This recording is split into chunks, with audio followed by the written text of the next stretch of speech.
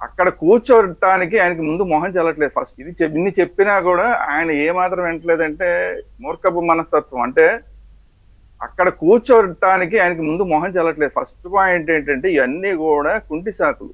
ఉమ్. మొహం చెల్లట్లేదు అక్కడ.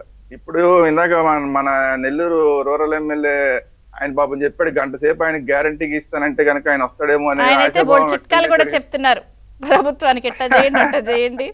ఆ, అని చెప్తున్నారు కానీ గంట కాదు 3 గంటలు ఇమ్మని చెప్పండి. 3 గంటలు నేను రికమెండ్ చేస్తున్నా మీ ద్వారా 3 గంటలు ఇమ్మని చెప్పండి రోజుకి. అయినా కూడా ఆయన రాడు. కాదే ఎదురుకుండా, ఎందుకంటే ఆయనకి త్రిపుల్ గారు కూర్చుని ఉంటాడు అక్కడ. త్రిపుల్ గారు అక్కడ ఆ స్పీకర్ చైర్ లో ఉండగా మీరు 3 గంటలు కాదు 30 గంటలు ఇచ్చినా కూడా ఆయన లోపలికి ఎంటరే కాడు. అంతరంగాలు సీరియల్ లాగా మొత్తం రీక్యాప్ అవుతుందేమో జరిగినాయి అన్ని ఆయన మొహం చూడంగానే. అయితే ఒక కండిషన్